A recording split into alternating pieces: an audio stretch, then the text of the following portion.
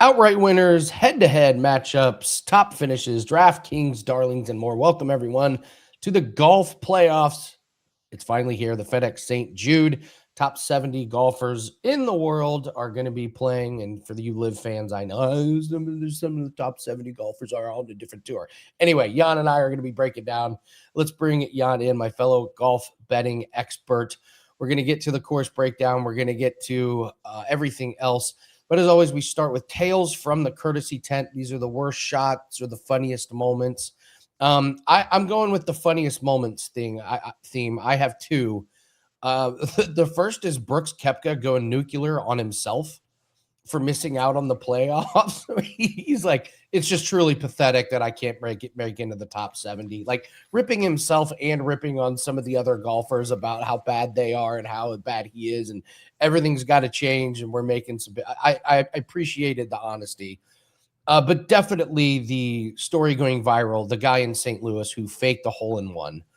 He went out before the round. He put a ball in the hole and then pretended like he made a hole-in-one. He got caught, and I saw that he just quit the country club. And I'll give him credit. He was like, listen, there's got to be consequences when you do something as stupid as I did. So I couldn't – how did he come up with that idea, Jan? Coming up with that idea is diabolical. Yeah. That feels like that was a late night of a few beverages coming up with that idea. So anyway, faking a hole-in-one and going through with it is another, like, just balls of steel. I agree. Thinking of it is one thing.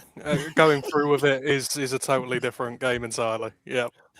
So those are your tales from the courtesy tent. All right, let's talk about TPC Southwind here. I don't know, Jan, not much to this course. It's a par 70. They're measuring about 7,300 yards. You spray it into the rough, you're going to have some problems. There is water. The greens are fairly small, so it is more, to me, it's more about accuracy off the tee to give yourself a shot. Around the greens could come into play just because getting up and down on some of these smaller greens, you're not going to be able to hit all of them. I'm thinking the score is probably going to be in the low to mid-teens. The big thing, have you seen how hot it's going to be there this weekend? Yeah. It's going to be an oven out there. So you don't really think of stamina being a thing, but this is going to be so hot where, yeah, you guys, they're going to have to be in shape. You want some durable guys here. So what's your take on this course? Yeah, it's going to be a long 4 days for these guys in that heat, and I think it's going to be a long 4 days for us watchers with this course. Because I'm not going to turn this into a rant, but my God, I have no idea why they use this course for the playoffs. It's the most average course you will ever see. Firstly, off the tee, it's slightly interesting because you can club down on some holes, and yet guys still tend to take drivers, which is quite surprising given that the missed fairway penalty is there this week. I don't really have a lean to accuracy or distance off the tee. I just think you want someone who won't have the big miss, which is basically all of these guys. Approach is where it's at for me this week. This is a ball striking course and a second shot golf course. I can guarantee the guys at the top of the leaderboard will have the best approach numbers. You just need guys that will go and give you a lot of birdie opportunities. And around the green is an interesting one because it does come into play. But then this is also one of the easiest chipping courses on tour. So I don't really know what to make of around the green. And then once you are actually on these small greens, they are manageable. They're pretty easy. They're flat. I really don't think any of these guys will struggle with putting exactly. Like, you have to talk about the hazards, like you say, water on 11 holes and 75 bunkers. Course management and ball striking was always going to matter this week, but the hazards just make that more important. So the ideal profile for me, it's approach and it's ball striking. My plan for this week, I'm just taking the best midline guys in the field. It's a stacked field. You'll see some decent golf, but I really think this course lets us down this week. But as always, there's money to be made, so let's crush it. I don't understand some of them like, oh, let's make the championship in a golf haven like Atlanta, Georgia. You're like, what? Yeah. It's truly confusing. So, but whatever. All right, let's take a look at the total strokes gained here. I got 3 months pulled up, and then I want to look at 30 days because I think one thing that we've seen is you can get a guy that just gets hot right at the end of the season, especially with this new format. So last 3 months, you got your Schefflers, Fleetwood, Wyndham Clark, but that guy's fallen off a cliff. Sam Burns, Rory, Morikawa, Justin Thomas, Matt Fitzpatrick. So when you go 30 days, obviously you have a much smaller sample size. Like Sam Burns is number one, but he's only played in one tournament. But I can't ignore these 30 days numbers. Michael Thorbjornsen, Fleetwood, Matsuyama. I'm going to talk about him. Scheffler is there, but not as good as some of these other guys. Robert McIntyre. What's your take on these total strokes gained? Yeah, I'm with you. I think the last 30 days is more representative of what you need over the 3 months this week. And it's just approach and ball striking for me. It's Tom Kim, it's the Fitzes, both of them, I think, go well. Lowry was a surprising one, but I think this course really suits him. JJ Spawn, another interesting one. And like you say, Tommy Fleetwood, I think he's the key this week. All right. Well, speaking of Tommy Fleetwood, we're going to go to one and done. And the way that our one and done league work is we reset for the golfers. So you're only allowed to pick one golfer per week for the regular season, but then that resets so you can pick anybody you want one time in the playoffs. And I am with you. I picked Tommy Fleetwood. Love the numbers here. Plus 0.93 approach in his last 2 tournaments. This guy's been there and he's won it before. He hasn't had a great year, but he's starting to get a little better. 4th in his last finish, 13th, 14th, 11th, 4th, and he loves playing here. He finished 3rd here last year. He finished 3rd here in 2023. He checks all the boxes. We haven't seen the elite Tommy Fleetwood that we've seen in the past, and I just don't think he's going to go this entire season without a win. So he's going to be my one and done this week. Who'd you land on?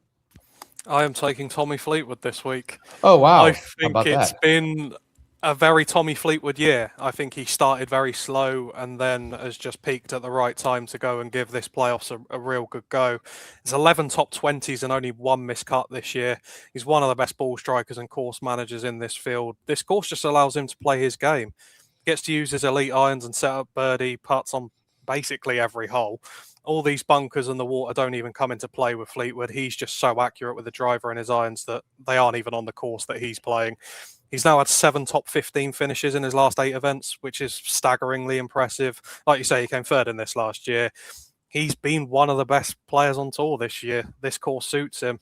If Tommy Fleetwood just does what he does, he gets a top 10 finish here. And with how bad my one and done has been this year, that's good enough for me. Yes, they will write articles about me and Jan's lack of performance on the one and dones this year. So, all right, let's go to players that can trip you up. It's a no cut. There's 70 guys, so I didn't pick certain specific guys. Just some notes here that I have for you guys. Matthew Fitzpatrick, not good history at this tournament. 32nd, 18th, 66th the last 3 years here. He did miss the cut the last tourney we saw, so he's battling a little course history problem. Xander Schauffele, same thing, only 1 top 20 finish here the last 5 years. Cam Young and Victor Hovland have both lost their putting in the last 30 days, minus 0.56 total strokes gained in their last couple tournaments. Ludwig Aubert, driving accuracy and putting well below average in his last couple tournaments. Wyndham Clark's driving accuracy has completely gone away. He has lost his accuracy off the tee. That's a big problem at this tournament. And then Jan, Alex Fitzpatrick, putting in his last 3 tournaments, minus 1.42. Wow. That means you're missing 1 footers. Yeah, that's bad. That's really bad. Yeah, wow. So those are some notes on some guys just to be a little careful with. All right, top 10 or missed cut. This is a guy that we think could contend for the lead, or he's just going to be completely awful. Who'd you land on? This is a guy that I've bet, so I know which one I want. It's Colin Morikawa. I just don't know where I fully stand on Colin right now. A year where he simultaneously looked like the best and worst elite player on tour. He's had 6 top 10 finishes this year from only 13 events. He has elite iron play, and you want that for this assignment. And in his 6 visits here, he hasn't finished worse than 26th. When he's playing his game, he is one of the best players to watch, and he ticks basically every single box for this week. He is one that I worry about rust. Like a lot of these guys, he hasn't been seen since the Open, but I think rhythm matters to Morikawa more than most. I can easily see a slow start from Colin and a few wayward shots early. And surely the biggest question for Colin right now, do we even trust that he's fully fit? Is he still suffering from that back injury he had in the first half of the season? It really wouldn't surprise me at the end of this year, he just goes, I'm getting surgery done and I'm missing next season.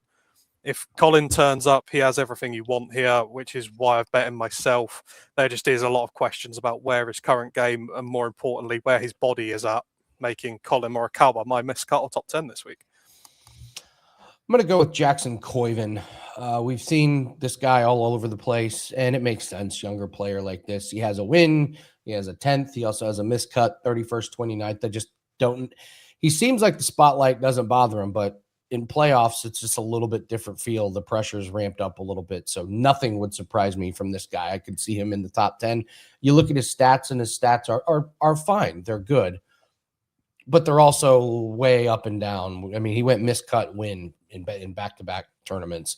So take his stats with a little grain of salt. He'll be my top 10 or missed cut. Head-to-heads. Tough one this week just because there's just not a lot of guys in the tournament. The only one I stumbled upon that I like is Cantlay over Gotterup. Cantlay's not been amazing this year, but he did finish 8th in his last tournament, and he likes playing here. 9th, 12th, and 2nd the last 3 years here. Gotterup missed the cut at his last tournament and finished 54th. Gotterup could be a top 10 or missed cut type of guy this week. I just like Cantlay's consistency at this course. He just performs here year in and year out. And again, it's playoffs. I think the cream rises to the top, and I just like the consistency over 4 rounds for Cantlay. Did you find a head-to-head? I did. I just want to say this is not a market that I would be looking at that seriously this week. I mean, fading one of the best 70 guys on tour just doesn't really appeal to me as a great angle. But I did find one that I am actually going to play for a couple of units myself, and I'm taking Victor Hovland over Justin Thomas. Hovland has been streaky this year, but when his game is on, he has been elite. Even his last 6 events sum up Hovland's year. 13th, 3rd, and an outright win alongside 3 missed cuts. But I kept saying it earlier in the year, and I stand by it. Victor Hovland at his best is one of the best golfers I've ever seen. And I think this course brings out the best in him. If iron play is the focus, give me Hovland. He has some of the best approach numbers in this field. He came 2nd here 2 years ago and 13th 3 years ago. I really like Hovland for this assignment. And on the other side, I'm surprised he's been in a matchup with JT. I alluded to it last week. I don't actually think JT has been playing that well. I mean, 7 top 20s in the last 9 events say otherwise, but I just don't see it this week. JT has been relying on his short game. That has, to be fair to him, it's been elite, but his approach play has been nothing more than average this season. And at a track like this, where irons and approach is the key, I'm happy to fade him. I think JT's price is inflated because of his finishes, and those are finishes that he's very flattered by. I think that's the key to this breakdown. The pricing's wrong. Hovland has the clear iron advantage in this matchup, and that is the key statistic for me this week. I just think if Hovland plays to 80% this week, he absolutely clears Justin. I think this one's worth a nibble. All right, we move to top finishers. These are top 10s, top 20s, top 40s. You're going to see some really steep numbers here because of the lack of the number of players in the field, but I'm going right back to it. This has been crushing. It's Hideki, top 20, including ties at -120. This guy has 3 top 10 finishes in a row, 5 straight top 20s, 17th win and 16th the last 3 years at this tournament. This would totally be a Hideki thing to just win the whole thing. Yeah, You're like, wow, really we never heard of him for the whole season. Where did Hideki come from? And he's just ho-humming his way. But this is a guy that's peaking at the perfect time, and that's what you want going in here. So -120, he's been plus money, but the books are still hanging a pretty good number out of here. So Hideki top 20, including ties, is my top finisher. What's yours? My first one, I have Shane Lowry top 30, including the ties -120. Shane has just been quietly going about his business all of this year. I have a long-term theory about Shane. I think he gets exposed at driver-heavy tracks, and it really brings down his stats. I think he's actually a lot better than a lot of his numbers would suggest, a bit like Nico Echeverria. But at a course like this, that he gets to use his best weapon in his irons, I trust him to go well. I think Shane Lowry's iron play is one of the best assets on the PGA Tour. I would put it in the same bracket as Ludwig's driving or Wyndham Clark's putting. He really gets away with a stinky putter here too. He should have no trouble on these greens. It's now 5 top 30s in his last 8 events. He's consistently profitable at landing top 30s. This just feels like a great course fit for Shane, and I think he's been playing better than his numbers suggest. I trust him to play his game here, and if he does, top 30 feels like the floor for me. I'm going to go chalk heavy. Scotty Scheffler, top 5, including ties at minus 108. Why not? The guy's finished 3rd and 4th here the last couple of years, 2nd and 4th in his last 2 tournaments. He did have the absolutely bizarre missed cut, but he rebounded well. We know it's playoff time. We know he's going to be there, so minus 108, top 5. You don't need me to tell you that Scotty Scheffler is good. I'm just telling you that minus 108 is pretty stunning. To me, I would have expected a lot more juice on that one. What's your next one? It's not a player that can trip you up. It's the pride of Yorkshire, Matthew Thomas Fitzpatrick, top 20, including the ties, minus 140. If I could make an ideal course for Fitz, it would be pretty similar to this. He gets to just put balls in the middle of the fairway and attack the greens with his irons. He's 2nd in the FedEx Cup standings this year. He's 2nd in true strokes gained tee to green and 2nd on approach this season. 4th in adjusted scoring and 6th in par 4 scoring. The boy has been absolutely elite. And when I think of classy ball striking, I think of Matthew Thomas Fitzpatrick. I think you see a real masterclass of iron play from the boy this week. He's now had 9 top 20s in his last 13 events. If you take out the last couple of years, he's actually had some all right showings here. 3 top 6 finishes alongside an 18th place finish. I think the floor is top 20 here. I think he contends outright. It's a very generous price on Fitzpatrick just to play his game and land a top 20 finish. We got a lot of specials going on at Wager Talk, several of them to pique your interest. One would be you get 6 days for the price of 3. That's been an absolute home run for us this entire summer. Wager Talk is running this all the way through the month of August. So if you want to get some plays, and I would highly recommend it, we've got a 5% UFC best bet that is up. Jan's cricket plays are included with that as well. We just started the Caribbean, the Caribbean League that Jan loves to bet on, and you'll get any of our golf plays as well as our MLB, WNBA. We've got some futures that are coming out right now. Soccer season starts up soon, so you want something a little bit more long-term than that, go to the specials page, and you can see all of the long-term specials. We're running a special on UFC plus MLB. That's for the rest of the year. That's a smoking deal for only $2.99. That's priced at $6.99 normal. So you're getting a killer deal on that. $2.99. You get the rest of our MLB props as well as our UFC plays. UFC and MMA have been running really, really well. MLB 22-9 run in props. So really happy with those markets. So a lot of specials. Just go to wt.buzz/AL and we can build this bankroll going into football season. All right, outright winners. I got 2 of them. One of them you already mentioned, Colin Morikawa at 27-1. You broke it down very good. He's got all the upside in the world. Tom Kim, 51-1. If I'm looking at anything outside of the big name guys, this is a guy that's not scared of the moment. He does have a win a few tournaments ago. He finished 5th last week. He doesn't have great course history here, but Tom Kim's just one of those guys that is never going to be intimidated by the moment. He's going to, when he's on, he can be really, really good. When he's off, he looks terrible. But his approach in the last 4 tournaments is number 2 in the field last 30 days, plus 1.43. Putting is plus 0.44. Driving distance, not great, but accuracy is right there. I think that fits really, really well for the course. So Tom Kim at 51-1, a pretty good long shot. When we talk about these long shots for outright wins, also look at your top 40, top 20 markets as well. There can be some real value there. So Colin Morikawa and Tom Kim were 2 guys that I had circled. What'd you have? Yeah, 2 again for me this week, and it is another Nico Echeverria week at 150-1. Spoke about him last week, so I won't do the full deep dive again. I just think this course really suits him. I think he is one that clubs down and finds fairways, and then it's all about iron play, and Nico has that. He came 38th in this last year, and he's hitting his iron so much better now. He came 12th last week at a very big top 20 price, and I just keep after riding this train while it's value. Really like him top 20 again, but the outright price is dumb. And finally, I'm going to go with Russell Henley at 40-1. I've mentioned him a few times recently, and this is the perfect course for Russell. His accuracy-based game is really suited to this assignment. He's had 4 top 30s in his last 6 visits here. He likes this track. And he has now had 10 top 20s this year, including an outright win. And as this guy has a bit of a lack of distance issue, all of that is just down to some of his irons being the best on tour and his short game's elite. I really expect Russell Henley to contend this week. I think his T20 might be the best bet on the board, and I'm staggered that 40-1 is available.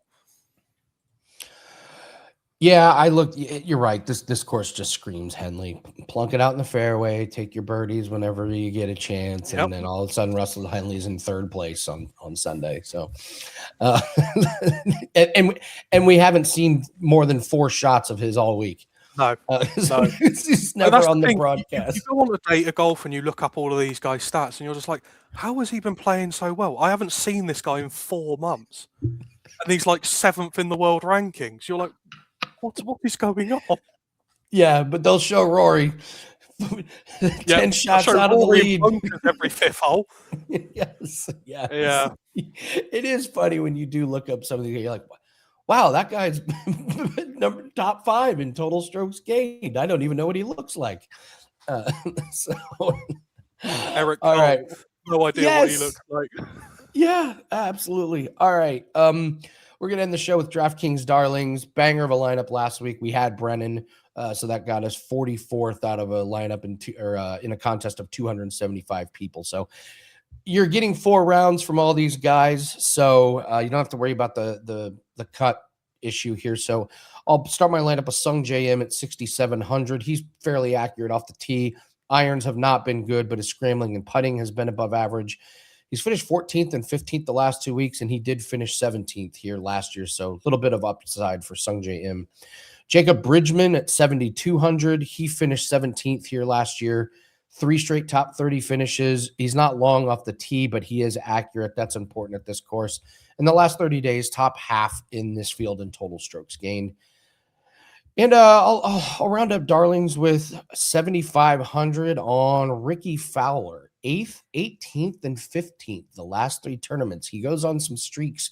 He was 6th here last year. He's 12th in the field in total strokes gained last 30 days. Ricky Fowler's playing pretty good golf at the right time. So Sung J.M., Jacob Bridgman, and Ricky Fowler are going to be my 3 DraftKings Darlings. If you want the full lineup, go to the news section of wagertalk.com. Free article is up. We got a lot of articles this week. We got Contender Series article. We've got golf. We've got UFC. A lot of articles that are free up there. So just go to wagertalk.com, click on the news section, and you'll see the different articles. And just click on the golf article, and you'll see the full DraftKings lineup. Thanks for joining us, guys. Please hit the like button. Drop a comment below. Tell us who you like this week. Give us some of your favorite picks. And we're going to be back next week as we cut the field down even shorter as we're winding up the 2026 season. Thanks for joining us. Good luck with your bets. We'll see everyone next week. Take care.